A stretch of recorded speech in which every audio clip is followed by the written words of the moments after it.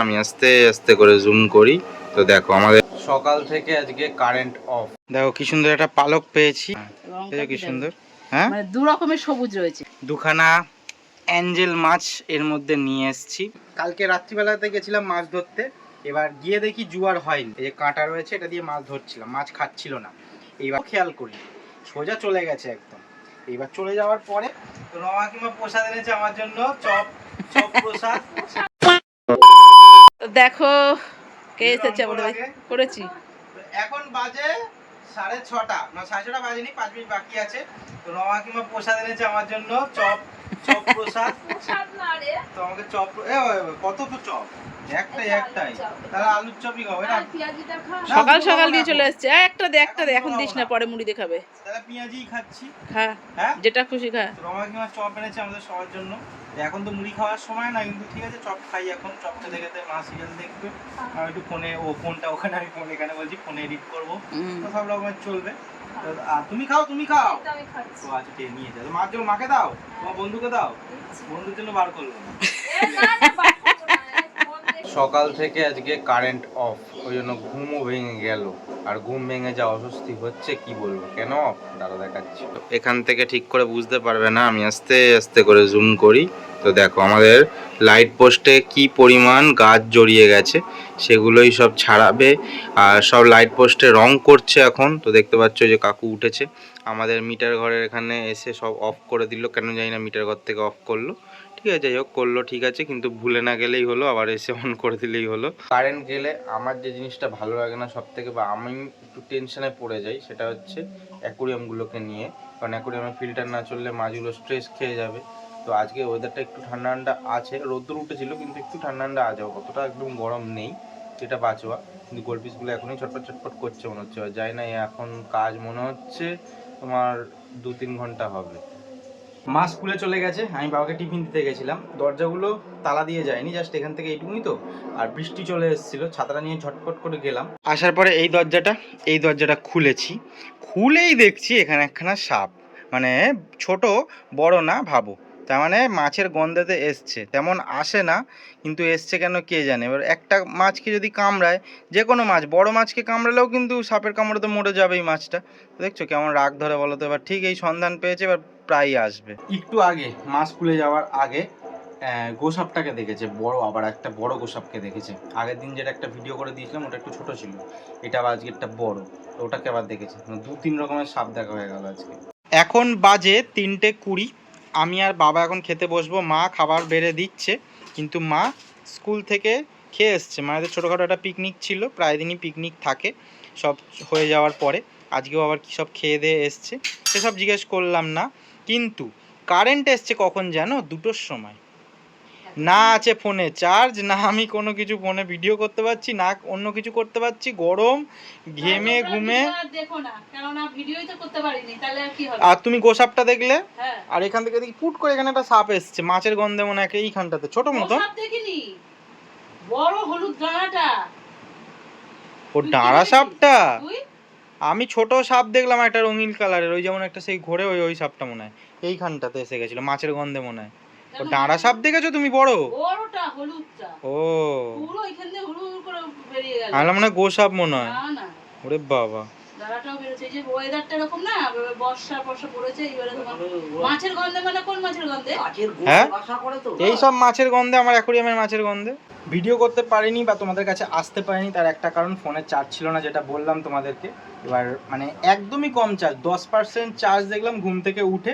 তারপরে মানে ভিডিও দেখলে তোমরা করছিলাম, তারপরে 5% চার্জ ছিল। এবার সেখান থেকে কমে কমে 2% চার্জ ছিল। এবার আমি না, দরকার নেই, 2% চার্জ রয়েছে, যদি মা কোনো সময় ফোন করে বা কোনো দরকারি ফোন আসে তো সেটা তো রিসিভ করতে হবে, সেজন্য কোনো ভিডিও করিনি।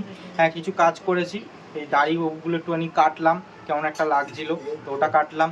দুটো না 4টে মাছ আমার ফিশ পন্ড থেকে তুলে এখানে নিয়ে এসেছি, সবটা তোমাদের দেখাচ্ছি। আগে খাওয়া দাওয়াটা করে নিই। দেখো কি সুন্দর একটা পালক পেয়েছি, পালকটা ঠিক করে হ্যাঁ নাড়াও, মানে এদিক ওদিক করো। হ্যাঁ কি সুন্দর। হ্যাঁ মানে দু রকমের সবুজ রয়েছে, একটা ডিপ সবুজ। যাই হোক দাঁড়াও, এইবার দেখো দুখানা অ্যাঞ্জেল মাছ এর মধ্যে নিয়ে এসেছি।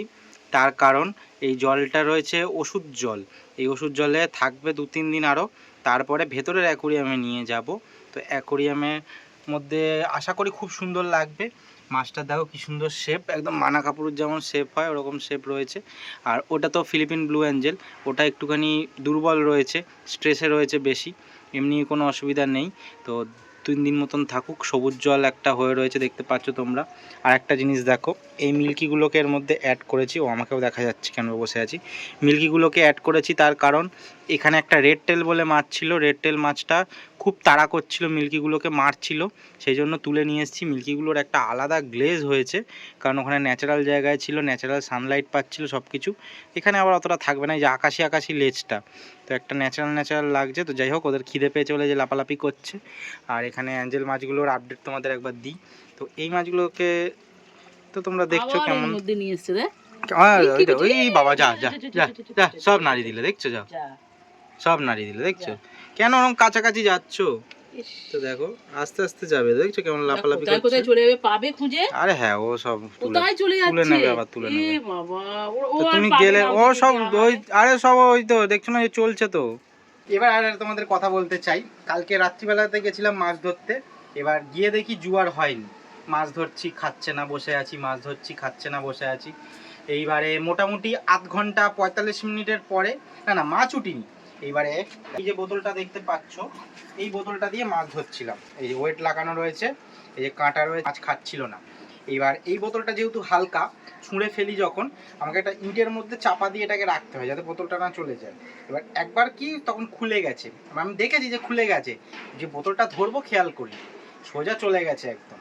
এইবার চলে যাওয়ার পরে টান যেহেতু রয়েছে, নিচে নামতে নামতে কাদা রয়েছে, নামতে পারিনি, নামতে নামতে টানে বেরিয়ে গেছে অনেকটা দূরে। এবার আর একটা কাকা আমার সাথে মাছ ধরছিল, ওই কাকা এরকম সুতোটাকে একদম ফেলেছে এরকম ভাবে ওয়েটটা, আর পুরো গিয়ে একদম লেগেছে। এই আবার টেনে নিয়ে আসা হয়েছে। তো একটা ভীষণ মজার একটা জিনিস, কিন্তু কাদা মাটি ওখানে তোমাদের দেখানো যাবে না, সেজন্য দেখাতে পারিনি। আর এই সুতোটা আগের দিন কিনে নিয়ে এসেছিলাম, এই সুতোটার যে ওয়েটটা ছিল, এই ওয়েটটা কালকে ছিঁড়ে গেছে।